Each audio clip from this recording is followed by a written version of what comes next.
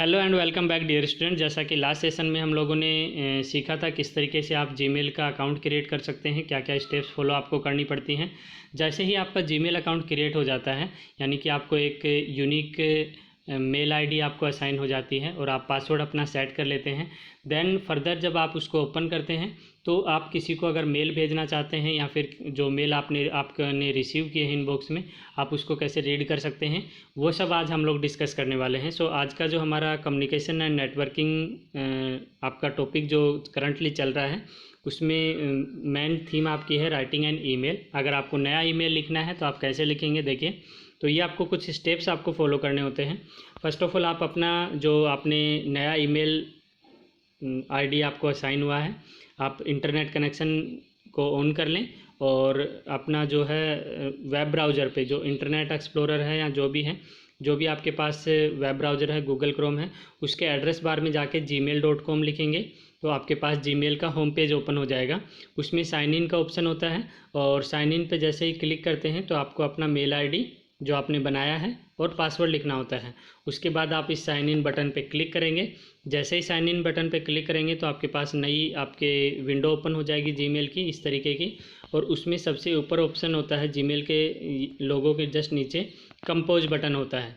ये compose button new male करने के लिए होता है, नया मैसेज करने के लिए होता है। तो जैसे ही आप इस कंपोज पे क्लिक करेंगे तो नई मेल भेजने के लिए आपके पास न्यू मैसेज विंडो ओपन हो जाएगा। जैसे ही आपका न्यू मैसेज विंडो ओपन होगा उसमें आपके पास कुछ सेक्शंस होंगे, उनमें आपको डेटा फिल करना होता है। जैसे आपके सेक्शन हो गया 2 है, सीसी है, सब्जेक्ट है और मेन बॉडी है। और यहाँ पे एक सेक्शन और भी होता है बीसीसी, यहाँ पे मेंशन नहीं है but I will also explain that also. Okay, now इनको ब्रीफली देखिए किस तरीके से समझ सकते हैं। जब आप नई मेल करते हैं, कंपोज बटन पे क्लिक करते हैं तो आपके पास जो 2 सेक्शन आता है, उस 2 सेक्शन में आपको मेल आईडी लिखनी होती है जिसे आप वो मेल भेजना चाह रहे हैं। नया मेल जिसको आप सेंड करना चाह रहे हैं, आप अपने ब्रदर को करना चाह रहे हैं तो आप उसकी मेल आईडी यहाँ पे लिखेंगे। देन आपका इसी के नीचे आपका सीसी सेक्शन होता है। CC stands for carbon copy. Okay, और कार्बन कॉपी से यहाँ पे मीनिंग है कि फॉर एग्जांपल आपने जो अपना मेल है वो अपनी सिस्टर को लिखा या जिसको भी आपने सेंड करना उसको लिखा। साथ में सीसी में आप क्या कर सकते हो, अपने वाइफ का या फिर अपनी डॉटर का मेल आईडी भी यहाँ पे लिख सकते हैं। ओके, कार्बन कॉपी में क्या होगा, आपको 3 टाइम्स मेल लिख के नहीं भेजना पड़ेगा। सेम ही मैसेज अगर आपको 3 लोगों को फॉरवर्ड करना है तो 2 में एक आईडी लिख दिया और फर्दर आपने दोनों मेल आईडी आपने सीसी सेक्शन में लिख दिया कार्बन कॉपी, तो वो सेम मैसेज 3 लोगों को फॉरवर्ड हो जाएगा। 3 है या ज़्यादा है। ओके, यहाँ पे 2 में भी लिख सकते हैं बट 2 में that note looks good, comma लगा के आप यहाँ भी लिख सकते हैं। ओके, और यहाँ पे लिमिटेड होता है बट सीसी में आप काफ़ी मेल्स एक साथ लिख सकते हैं। नाउ सीसी के साथ ही आपका एक बीसीसी ऑप्शन भी होता है। देखिए सीसी और बीसीसी में क्या अंतर होता है। कार्बन कॉपी में अगर आपने किसी का मेल आईडी लिखा, फॉर एग्जांपल एक मेल आपने यहाँ पे लिखा, ओके, और अदर फैमिली मेम्बर्स का 2 लोगों का आपने मेल आईडी सीसी सेक्शन में लिखा, तो होगा क्या, जब आप मेल सेंड कर देंगे तो यहाँ पे जो डिटेल इनके पास इस तरीके से जाती है, ओके, उसमें उनको डिस्प्ले हो जाता है कि आपने किस किस को मेल भेजा। यानी कि तीनों लोगों को पता है कि उनके पास मेल आई है क्योंकि उस मेल के अंदर उन तीनों का मेल आईडी मेंशन होता है। बट वही काम अगर बीसीसी सेक्शन में अगर आप लिखते हैं, यानी कि एक मेल आईडी आपने 2 में लिखा और बाकी के 2 मेल आईडी आपने बीसीसी सेक्शन में लिखा, तो यहाँ पे क्या होगा कि आपका किसी भी पर्सन को ये नहीं पता होगा कि उसके अलावा मेल आपने किसको भेजा है। यानी कि वो आपका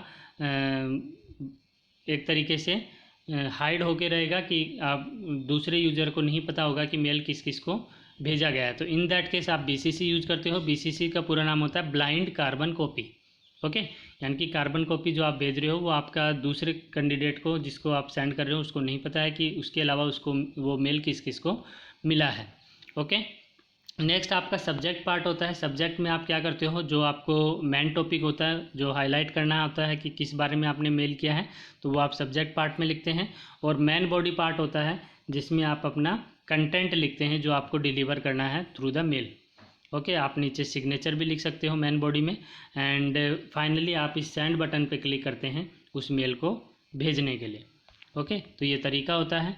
and now you can also attach a file in a email. अगर आपको कोई वर्ड की फाइल है, आपका PDF है या कोई फ़ोटो है, अगर वो अपने मेल के साथ आपको अटैच करके भेजना है तो आप वो भी कर सकते हैं। उसके लिए ये आपका जो पेपर क्लिप आप देखते हो, ओके, पेपर क्लिप का ऑप्शन बना होता है यहाँ पे, पेपर क्लिप का साइन बना होता है, उसका सिंबल बना होता है। इस सिंबल पे क्लिक करके आप कोई भी फाइल अपने कंप्यूटर सिस्टम से अटैच कर सकते हो अपने मेल के अंदर, ओके। उसके लिए सिंपल आप इस बटन पे क्लिक करेंगे। जैसे क्लिक करेंगे तो एक नई विंडो ओपन होगी। उस नई विंडो में आप अपने कंप्यूटर सिस्टम से कोई भी फाइल या फोल्डर से आप कोई भी अपनी फ़ाइल को अटैच कर लेंगे और ओके बटन पे क्लिक कर देंगे। वो फाइल आपके अटैचमेंट्स में वहाँ पे मेल में शो होगा और आप फर्दर आप सेंड बटन पे क्लिक करेंगे तो वो मेल के साथ आपका वो जो फाइल है वो भी आपके रिसिपेंट के पास पहुँच जाएगा। Now how to manage your folders. देखिए, जब आप जीमेल ओपन करते हैं तो आपके पास कुछ इस तरीके के जो आपका इंटरफेस है वो आपको नज़र आता है। इसमें डिफरेंट फोल्डर्स आपके पास बने होते हैं। इनमें सबसे फर्स्ट जो फोल्डर होता है दैट इज़ इनबॉक्स। और इनबॉक्स में वो सारी की सारी मेल जो आपको भेजी जाती हैं, आपको कोई भी कैंडिडेट आपको मेल भेजता है वो यहाँ पे आके इनबॉक्स में स्टोर होती है। यहाँ से आप उसको रीड करते हैं, ओके। सेंड फोल्डर होता है, अगर आपने कोई भी मेल किसी को सेंड किया, अपने बॉस को सेंड की है, अपने ऑफिस पर्सन को सेंड की है या किसी फैमिली मेम्बर को सेंड की है, तो वो आपकी कहाँ पे रहती है, सेंड फोल्डर के अंदर रहती है। अगर कोई मेल आपने भेजना चाह रहे थे लेकिन उसमें आपने टू में उसका एड्रेस नहीं दिया और सेंड नहीं किया, एड्रेस भी लिख दिया लेकिन सेंड नहीं किया, सेंड बटन पे नहीं क्लिक किया, तो वो सेव हो जाती है आपके ड्राफ्ट फोल्डर के अंदर। ड्राफ्ट फोल्डर में सेव रहती है। इन फ्यूचर अगर आपको रिक्वायरमेंट होती है तो आप उसको सेंड भी कर सकते हो दोबारा से।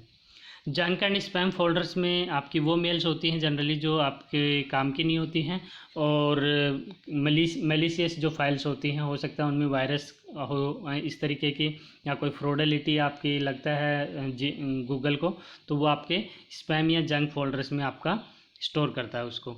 नाउ अगर आप कोई फाइल अपने इनबॉक्स से डिलीट करते हैं, ओके, तो वो फाइल आपकी ट्रेस में जाके सेव रहती हैं कुछ दिन के लिए, ओके।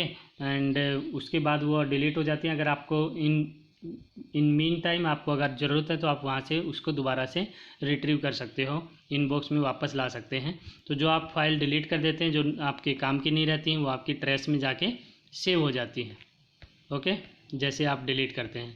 नेक्स्ट, आप अगर आपके पास कोई मेल आया है तो आप उसका रिप्लाई कैसे करेंगे, आपको पता कैसे चलेगा कि आपने कोई मेल रिसीव किया है। तो जैसा कि मैंने बताया, जो भी आपकी मेल आती है वो किस में होती हैं, इनबॉक्स के अंदर होती हैं। आपका जो इनबॉक्स होता है उसके अंदर वो मेल होती हैं और जो मेल आपने रीड कर लिया जाता है आपके द्वारा, वो आपकी क्या होती हैं, अनहाइलाइटेड रहती हैं। और जो नई मेल होती है वो आपकी क्या होती है, हाईलाइट होती है, बोल्ड लेटर्स में लिखी होती है। उसे मेल आईडी का लिखने वाले का नाम, यानी जिसने मेल भेजा है उसकी मेल आईडी, और जो उसका सब्जेक्ट है वो आपका यहाँ पे हाईलाइट होके रहता है। और इस पे क्लिक करके, उस मेल पे क्लिक करके आप उसको ओपन करके रीड कर सकते हो। जैसे यहाँ पे आया हुआ है सुशील कुमार से नाम से कोई मेल आया हुआ है इन्विटेशन, तो आप उसको ओपन कर सकते हैं और यहाँ पे उसके मेल को आप रीड कर सकते हैं, that is about invitation, okay. तो इस तरीके से आप नए मेल को रिसीव कर सकते हैं एंड उसका रिप्लाई भी आप कर सकते हैं। जैसे ही आप उसको ओपन करते हैं तो नीचे आपके पास यहाँ पे भी ऑप्शन आ जाता है रिप्लाई करने का, रिप्लाई और फॉरवर्ड करने का। अगर आपको रिप्लाई करना है तो आप रिप्लाई बटन पे क्लिक करेंगे और फॉर एग्जांपल बहुत से लोगों को वो मेल भेजी गई है और आप भी उन सब से कम्युनिकेट करना चाहते हैं। जैसे CC सेक्शन में 2 या 2 से ज़्यादा लोगों की मेल आईडी थी, आप चाहते हो कि उन सबको आपका रेस्पॉन्स जाए, तो आप रिप्लाई टू ऑल पे क्लिक कर सकते हैं, जिससे जितनी मेल आईडी उसमें मेंशन है उन सबको आपका रिप्लाई जाएगा, ओके। एंड अगर किसी पर्टिकुलर को आप फॉरवर्ड करना चाहते हो, किसी एक पर्सन को आप भेजना चाह रहे हो या किसी ऐसे एक से ज़्यादा लोगों को भेजना चाह रहे हो जिनकी आईडी वहाँ पे मेंशन नहीं है, तो आप फॉरवर्ड बटन पे क्लिक कर सकते हो। ये बिल्कुल वैसा ही है जैसा कि आप मोबाइल फ़ोन पे मैसेज रिसीव करते हो और उसका रिप्लाई करते हो, ओके। सो रिप्लाई करने के लिए सिंपल आप रिप्लाई पे क्लिक करते हो तो उसका मेल आईडी आपको लिखना नहीं पड़ता, बाय डिफ़ॉल्ट उसका मेल आईडी आपके पास ऊपर आ जाता है और आप अपना मैसेज जो लिखना चाहते हो, थैंक्स फॉर इनवाइटिंग मी, और सेंड बटन पे क्लिक कर देते हैं तो वो आपका रेस्पॉन्स जो होता है वो आपके रिसिपेंट को पहुंच जाता है। फॉरवर्ड पे से यहाँ पे मीनिंग, जैसे मैंने कहा कि अगर आप वही मेल अगर अपने दोस्त को किसी को फॉरवर्ड करना चाहते हो, भेजना चाहते हो, तो आप फॉरवर्ड बटन पे क्लिक कर सकते हैं और फॉरवर्ड बटन पे क्लिक करने पे आप उनका मेल आईडी लिख सकते हो यहाँ पे जिसको आप भेजना चाह रहे हैं, ओके। नाउ जो अगर आप कोई मेल आई है और उसको डिलीट करना चाहते हो, जैसे अभी जो मेल आपकी आई है सुशील कुमार से, आप उसको डिलीट करना चाहते हैं, तो सिंपल आप जैसे ही उस मेल को ओपन करते हैं तो यहाँ पे आपको इस तरीके का सिंबल आता है, बिन का सिंबल बना होता है। तो आप रिसाइकल बिन टाइप का सिंबल जो होता है उस पर क्लिक करते हैं तो वो मेल आपके इनबॉक्स से डिलीट हो जाती है और कहाँ चली जाती है, ट्रैश फोल्डर में चली जाती है। ओके, और वो ट्रैश फोल्डर में एक टाइम पीरियड तक ट्रैश फोल्डर में रहती है, उसके बाद वो ऑटोमेटिकली डिलीट हो जाती है। तो इस तरीके से आप अपने किसी भी फ्रेंड को, फैमिली मेम्बर को या फिर ऑफिशियल पर्सनस को मेल सेंड कर सकते हैं और रिसीव कर सकते हैं। होप कि आपको सेशन पसंद आया होगा, पसंद आया है तो आप लाइक कीजिए और ज़्यादा से ज़्यादा लोगों के साथ शेयर कीजिए, सच दैट ज़्यादा से ज़्यादा स्टूडेंट्स को इसका बेनिफिट मिल सके। Keep watching, keep learning, thank you.